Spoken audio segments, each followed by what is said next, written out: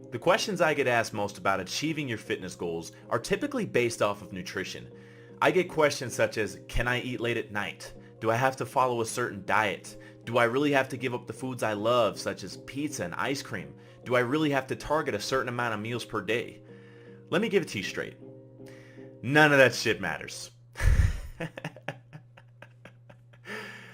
No, like seriously, none of that shit matters. And here's why.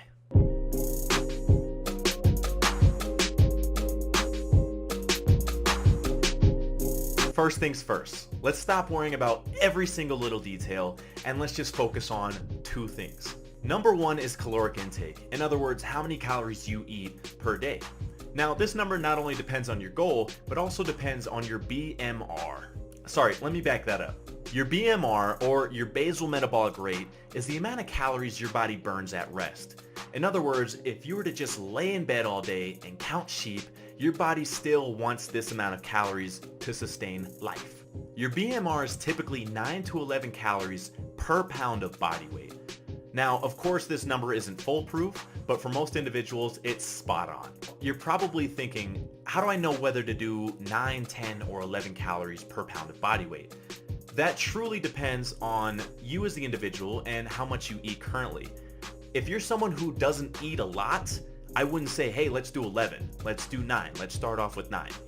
Now, if you're someone who eats like a pig, like me, I would suggest doing 11 calories per pound of body weight. That way you know you're not restricting yourself, you can still be in that ballpark of your BMR. So let's go ahead and do an example real quick. Say you got someone who's, let's say, 200 pounds. Let's tag on that 10 calories per pound of body weight, and we'll do simple math from there. 200 times 10 equals 2,000. Now, if your goal is weight gain, of course you want to exceed this amount drastically. And it all depends on how fast you want to put on weight. You want to go super duper fast? You can eat 5,000 calories, bro. That's all you. Do your thing. You want to take it nice and slow? You can shoot for about 3,000 or so. Now, if your goal is weight loss, your BMR should still be the amount you aim for in terms of caloric intake. Wait, what? Why wouldn't it be less?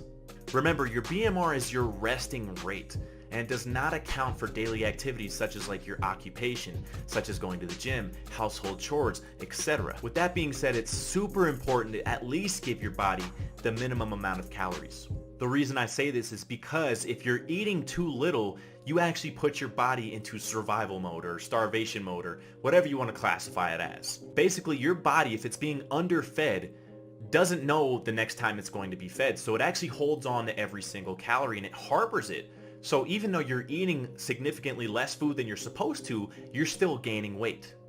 And that right there, my friends, is why it freaking kills me when doctors recommend, hey, just eat 1,200 calories and exercise and you'll lose weight.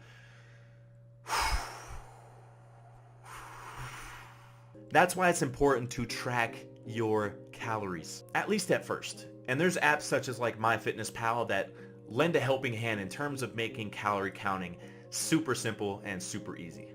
But Mike, I don't want to have to count calories the rest of my life. I hear you. Trust me, I hear you. And I don't want you to have to count calories for the rest of your life. Ultimately, what I want to do is help you become an intuitive eater. And what I mean by that is without fully tracking the calories, you have a good understanding of how many calories are in specific foods. Me personally, I haven't tracked my calories in years. And that's because I have this intuitive understanding about food and how much calories are associated with different portions of food. My point is, the more you do this, the easier it becomes. You go from having to track calories at first just to get a good understanding, and then going to an intuitive standpoint where you're just like, oh, hey, I know how much is in that food. So bottom line, know your BMR, track your calories, and ultimately become an intuitive eater. Now let's go ahead and shift our focus to number 2. The second thing to focus on is macronutrients. Macronutrients make up the bulk of our calories that we consume on a regular basis. Now there's 3 macronutrients, and that's proteins, carbohydrates, and fats. Now, covering the specifics of each individual macronutrient can be overwhelming, so I'm not going to do it in this video, but I will make another video on that. Instead, let's focus on how to count them and then how to balance them from there. So counting them is the easy part. 1 gram of protein equals 4 calories. Same thing with carbohydrates. And then 1 gram of fat is actually equal to 9 calories. And that's because it is an energy dense nutrient. Pretty self-explanatory for the most part, right? Well, except this. When counting carbs, it's important to subtract the grams of fiber from the total grams of carbs. And the reason for this is fiber doesn't really have a lot of nutritional value. It's literally a nutrient that just helps push food through the digestive system so that every other nutrient can be absorbed more efficiently. These are the percentages I recommend for achieving your fitness goals. Why these numbers? Because I said so. Just kidding. There's a strategic reason why I chose these numbers. I'm just not going to get into it on this video. Just know that I've used these numbers within my clients and they've gotten results, so something's got to be working there. So I'll explain what to do with these numbers in just a second, but make sure you write these guys down. And if you're watching this video from a computer or a phone, then screenshot it. It ain't hard. Okay, now stay with me because this next part can get a little tricky, but I'm going to make it as simple as possible for you. Instead of counting the calories associated with each macronutrient, we're actually going to shift our focus to counting the grams per macronutrient. The reason we're doing it this way is because counting grams versus counting calories, much smaller numbers, so much easier to maintain, and you can do that without the help of apps such as like MyFitnessPal or anything like that. So for this example, let's go ahead and use the BMR that we used in our prior example, which was 2,000 calories. And let's approach this for someone who is trying to lose weight. So how we use these percentages, let's go ahead and start with the first value, which is protein. So we're going to do 2,000 calories because that's our BMR, and we're going to do times 0.3, just because 30% is 0.3 in a decimal form. Once you do that, 2,000 times 0.3, you get 600. Now 600 is the amount of calories that are going to be derived from protein itself. But remember, we want to focus on counting the grams instead of the calories. From there, we're going to do 600 divided by 4. Remember, 4 calories is equal to 1 gram of protein. So 600 divided by 4 equals 150. This basically means if you're eating 150 grams of protein per day, you're still within these parameters. So let's go ahead and do that same equation for our carbs and our fat.